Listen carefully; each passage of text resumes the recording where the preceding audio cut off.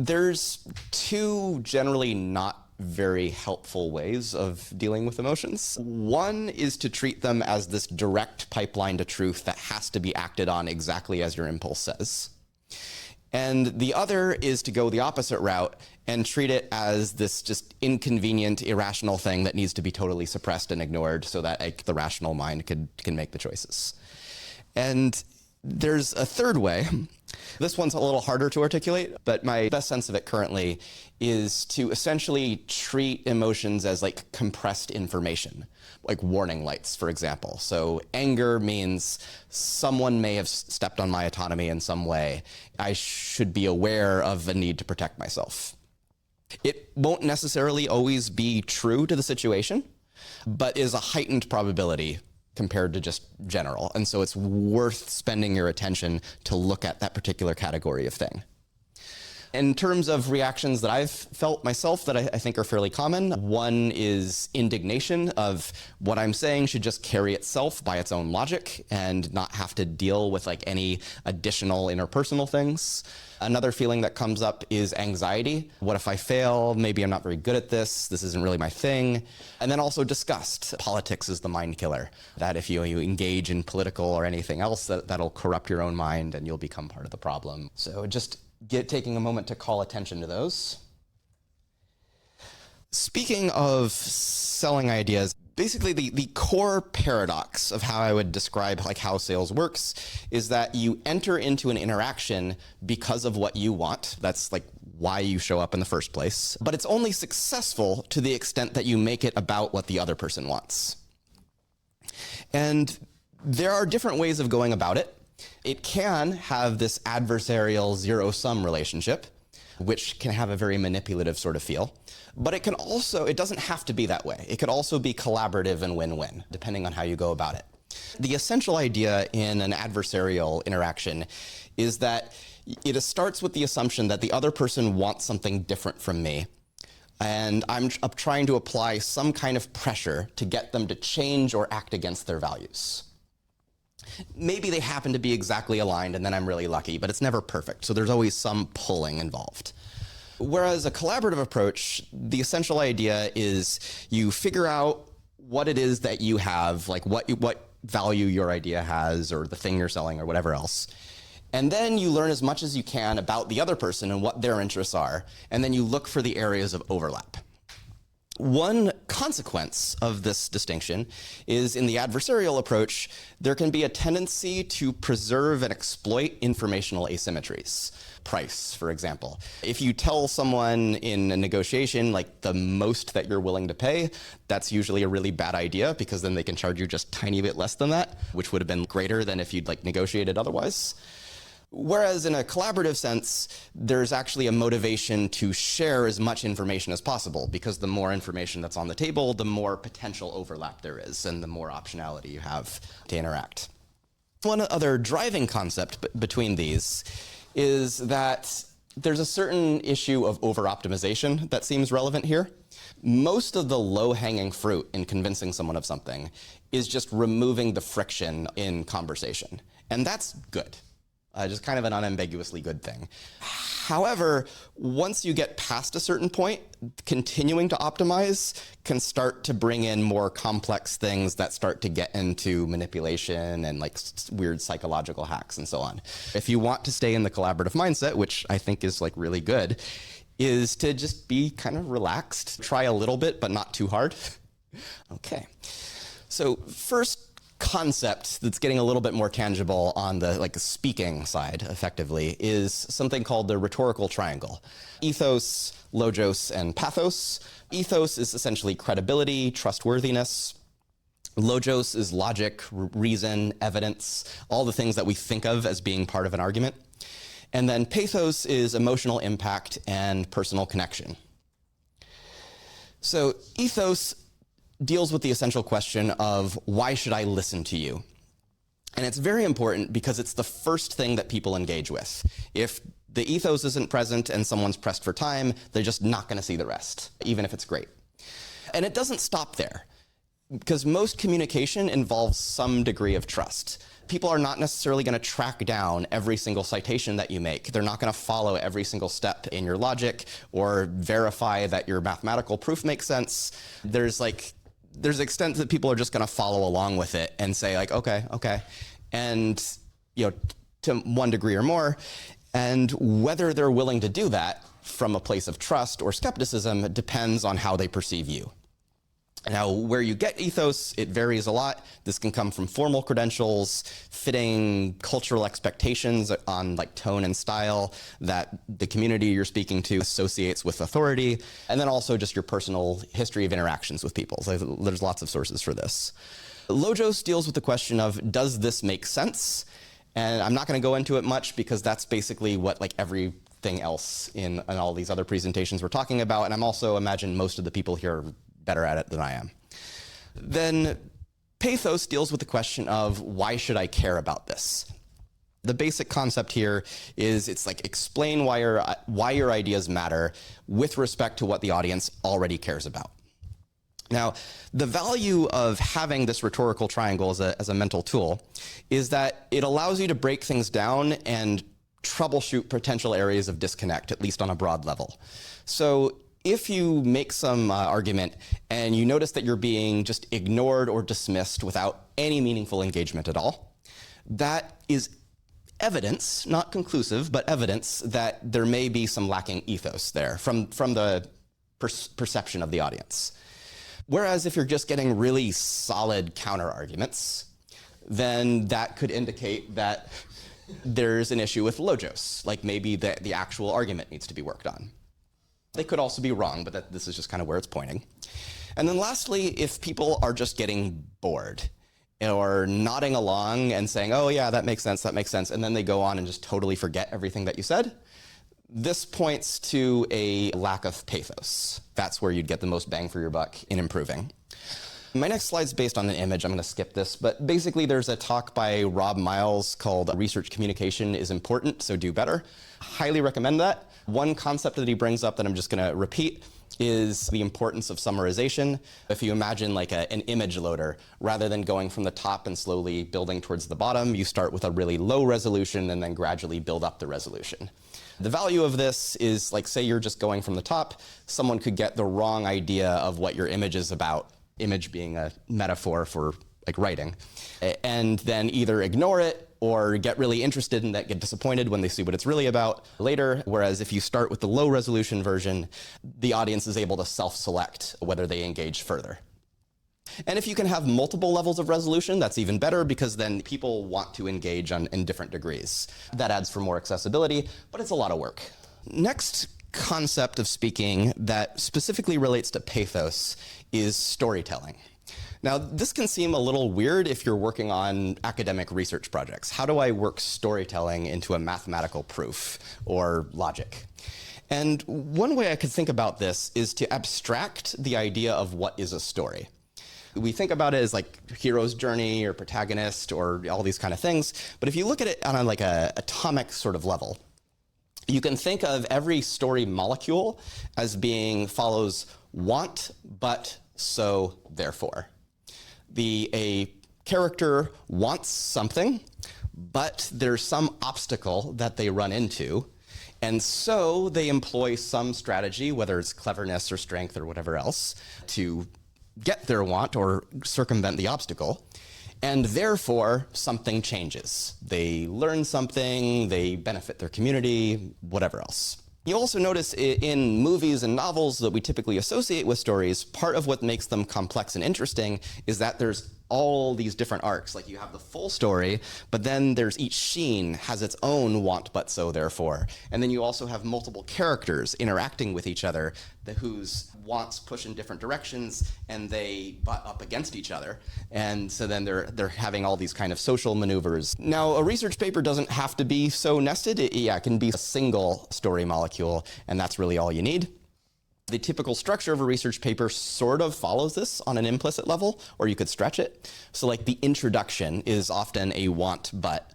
The process and results kind of maps to so, and then your discussion and conclusions are kind of the therefore. Another form of storytelling that isn't universally applicable is sharing your personal journey with your subject.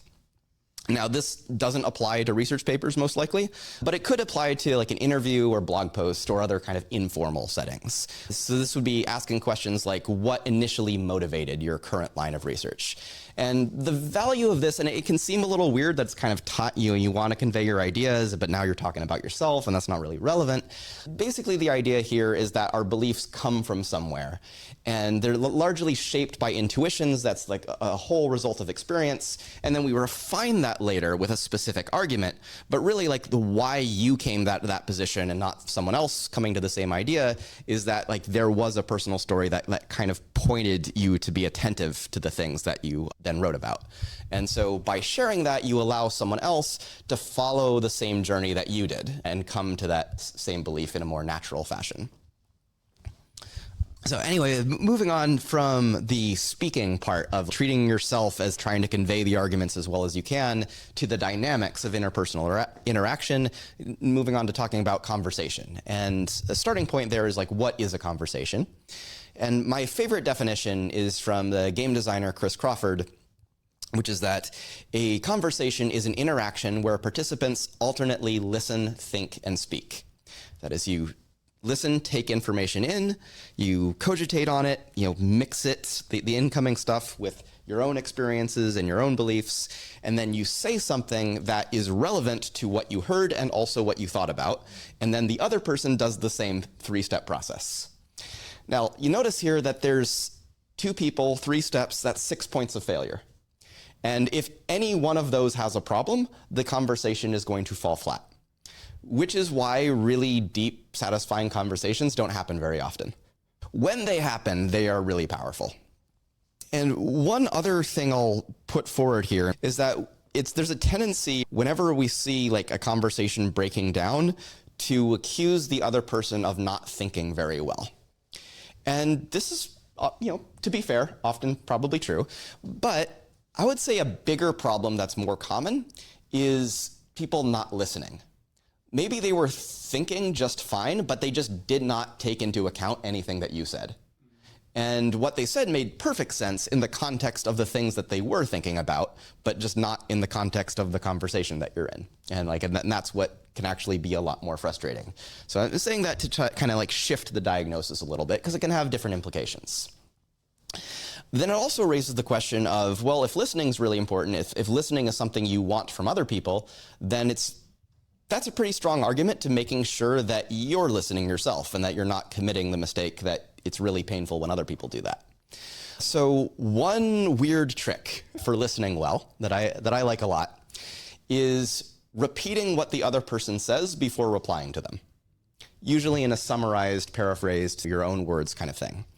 And there's a lot of stuff that happens when you do this. Obviously, it doesn't always apply. It can just sound weird sometimes. But one thing is that it forces you to listen. If you know you're kind of being quizzed on it, then you can't really get away with not listening because like, oh, I'm going to repeat this back. I'm going to be tested. It also verifies you haven't missed anything. If your summary is wrong, the other person's the arbiter of that. Like if they say you didn't hear me right, they're right. And then they'll correct you and then you can course correct and that's useful. A third one is kind of a little bit tongue-in-cheek, is that it stalls for time because you weren't thinking of a rebuttal while they were talking, I hope, and but that rebuttals take a little bit of effort and time to think of. So while you're stating things back and listening to them verify it, you can kind of get away with thinking ahead of what you're going to say next without it causing problems. The most important thing, though, is that by communicating understanding, that verifies it for them, and so they're able to feel understood, which then improves their sentiment towards you because being understood feels good, and that increases their sense of openness towards you, which makes them more likely to listen back, which makes you feel better towards them, and you can potentially get a virtuous cycle going. And then lastly, relating to listening, I would define teaching as building a bridge between where someone is and where you want them to go. And if you're totally focused just on the where you want them to go, then you're not able to see where they are, and then you're not able to make that bridge, to state this in a very figurative way. One thing I'll also add, I'm a little hesitant to say this because this starts to get a little bit into the manipulation place, but as another place for the repeating things back. One thing you can do with that is very subtly change what they said, or like in terms of what you focus on. But if it's like close enough to sound right, then and they agree to it, you've actually just kind of changed their mind a little bit right there. This slight reframing can be done for good purposes. I just want to flag it as something that can also be done for nefarious purposes, so use with caution. A dynamic of conversation isn't a universal thing that you always use. There are certain situations that pull in opposing directions. One of them is teaching, in which I'm referring to lecturing to a large classroom or writing a blog or anything where you're like one person communicating to lots of people. And there's this essential trade-off, again, using Chris Crawford's words, of between efficiency and effectiveness. So efficiency is compressing a lot of information down, saying a lot in a small amount of space, and multiplying the number of listeners so that there's like less speaking needed to have the same effect. This is great for accomplishing a lot in a short amount of time. However, when you're speaking to a lot of different people and when you're just communicating continuously, that takes away from the back and forth, which is necessary to have a Socratic dialogue, which is the most effective at actually changing any given individual's mind. So just noting a trade-off. And one characteristic of this, in the teaching mode, the flow of information is mostly one-directional, whereas in the conversational mode, it's two-directional. And I can imagine an objection here that teaching actually is two-dimensional. I'm using these as like extreme points on a continuum. Another thing that pulls against conversation is debate. And this is specifically where the audience that matters is not the person you're speaking to. So if you're debating Jan LeCun in a monk debate, for example, or in a Twitter beef with lots of people watching it, in these kind of cases, the optimal strategy might be a little more performative. Things that might be terrible for interpersonal dynamics, such as dominating the other person or projecting social status, can be very effective in a debate mode, and the worst thing you can do in a conversational mode. It'll push the other person away, but the audience might look at you more favorably. There's a potential for disconnect there. So be aware of that in terms of like what sort of conversational modes you want to be in. If this debate framing sounds terrible, then don't go into those. Talk to people one-on-one. And then a third non-conversational medium is recruitment. Flyering to get people to show up to a protest the next day, networking at a large event, basically any context where there is more people to communicate with than you have time to speak to any of them. Because in that context, the optimal mode is often to just find the people who already agree and then recruit them rather than trying to make anyone agree or convince them. Because yeah, maybe you could have convinced that person who was like really skeptical, but in the time that you were talking to them, you could have spoken to 10 other people and gotten 3 people recruited for sure. So assuming you're in a conversation and it's not one of these other modes, one of the first things is knowing your audience. And there's some elements of this that I imagine you're all familiar with, such as their background knowledge. If you assume too much background knowledge, then you might be saying things that's like a lot of jargon that they're not able to follow along and you lose them. But if you assume too little background knowledge and you explain literally everything, then that can come across as like a bit patronizing or boring. We won't go into that a lot because that's something I think people are generally familiar with.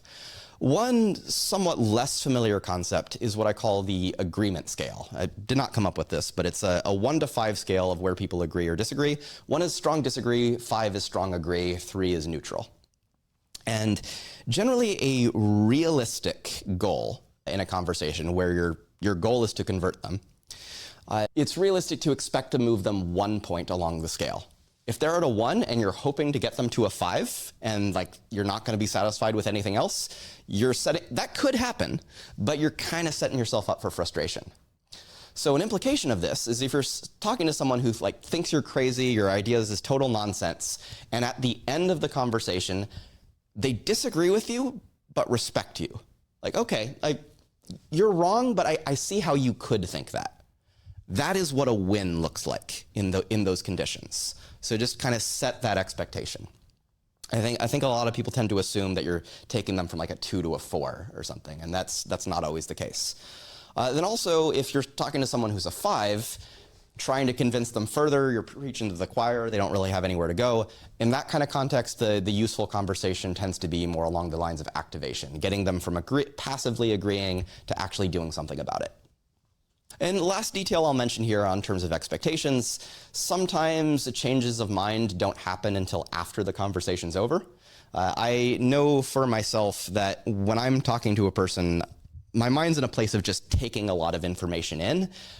Processing it while there's a person looking at me is hard. And so what will usually happen is I walk away, I'm on my own, and then I can kind of relax, let any social anxiety fade, and then I'll process it and then change my mind. Not everyone's like that, but just something to be aware of. If you're getting stuck and frustrated, sometimes the magic is happening off stage. Moving on a little more on to other forms of knowing your audience. One element of this is just any core areas of disagreement on a logical level. And when I've seen this done well, it often has this look of this kind of speed chess moment, like at the early on in a conversation, where there's like some fairly quick backs and forths of just sort of categorizing what kind of conversation are we having here. And when you're in that phase, it can be useful to not just get super hung up on any particular detail. Diving into rabbit holes is great, but often it's good to know which rabbit holes to go into, and that means just taking a survey of where they're at. And then the last thing I have here is implicit narratives. So if you start to notice that there are a lot of objections, but there's a certain pattern to them, or you see the person's seems like they're generating objections on the fly, this can point to that the actual objection is something a little deeper. And something that tends to be deeper is some narrative.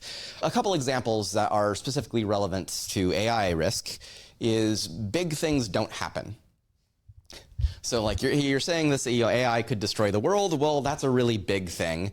And the world doesn't really change that much, so that can't possibly happen because that's a big thing. Another one is relationships are zero-sum. This is a very dangerous one, and I think is the basis for that constant refrain of the U.S. has to accelerate at the maximum possible speed, otherwise we'll lose to China. There's a kind of an assumption here that there's a zero-sum thing happening. Progress is good, progress is inevitable. These are all implicit narratives. And if those don't get addressed, you only address the things that come from them, then it's just going to be like cutting off heads on a hydra. New ones will just keep popping up because it's not really getting at the root, which is difficult because those root objections are often unstated. So advice for dealing with those, I don't really have a really strong thing, but my best guess is really listening carefully and then asking questions to bring those implicit narratives to the surface. And it helps if you know the common ones in advance so that you can kind of see the telltale signs. One framing what I call buffer reasoning, where I don't like the solution that this problem implies, and so I'm going to dismiss the problem because thinking about that solution, I really just don't want to. So I'm going to stay as far away from it as possible and just reject things that kind of approach it. An example of that, if AI risk as a problem implies a solution of stopping or shutting down AI, but then you can go further than that. Stopping AI is a big enough thing if you're working at Anthropic, but even for a regular person who doesn't have a vested interest, well, what would it take to have a coordinated shutdown of a technology when there's international race dynamics? That kind of sounds like it implies world government. I'm not going to mince words on that. Now maybe there's some clever way around it involving distributed something blockchain,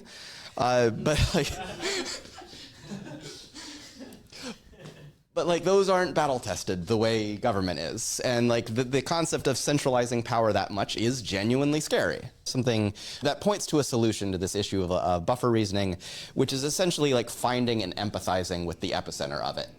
Whether you're owning a spicy take or avoiding it by saying, hey, maybe AI doesn't require world governance, maybe there's some other way, but calling that out so that you can redirect it, so you can own it, or just say yeah, this is hard and there's a trade-off. However you want to go about it, taking that from implicit to explicit and then doing something from there. What that something looks like is going to be very context dependent.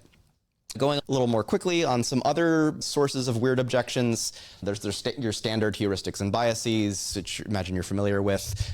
your standard motivated reasoning and bad faith. Another one that's a little more less known is forgotten sources and details. So they have a belief that's formed over time. There's a lot of intuitions behind it. They've forgotten what a lot of those are. Now you're challenging the belief and they're wanting to defend it because you haven't dealt with all those intuitions, but they've forgotten them so they can't say it. And that's a really frustrating place to be. And they're ultimately frustrated with themselves at not being able to articulate what's going on in their mind. But if there's not awareness of the self-frustration, it could get taken out on you. So one potential solution, if that's what's going on, is this practice of steel manning, where you help them make their point more reasonable so that it can be refuted. Yeah, another one is, which has kind of come up already, but I'll put a name on it, is unseen adversaries of X or someone else hurt me. You sound like them, so therefore I don't trust you. And for this, it's kind of engaging with them as an individual, building up your ethos, your personal connections so that they can trust you. And if this is done well, but they don't really get the generalized lesson, this could come out in the form of, oh, I still don't like that group you're a part of, but you're different. And maybe if you build on that, that'll become, oh, you're one of the good ones. So like there's categories and you're in that. And then if you keep building on that, then they're actually like engaging with it more deeply. The last point here on weird objections is if you find yourself getting frustrated in the conversation, it's probably best to just cut your losses and walk away. Not every conversation is winnable, and also people are probably going to pick up on your frustration, and that's going to be a source of defensiveness that could make things worse. Don't try to solve every single thing. Summing up some things on human connection, there's a really good quote from my grandpa-in-law that told me when I was a teenager, when someone is 90% wrong, that means they're 10% right, and you got to give them that 10%. This relates to actually a more general point that I say about feedback, like if you're reviewing like a job that someone's done.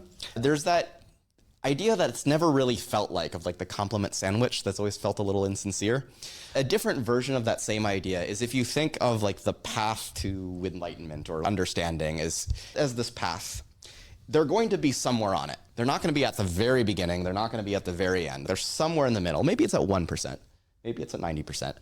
And so wherever they are, it's always going to be possible to give them credit for the 3 steps before they are, and then guidance for the 1 step ahead.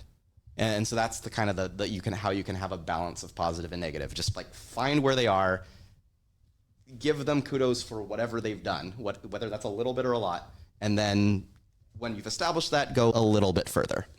One reason that this, on the subject of listening, why this can be so powerful, I found one of the most effective persuasion techniques actually doesn't involve speaking at all. If you can get someone's internal monologue to be something to the effect of, wait, you understand me, and yet you still disagree.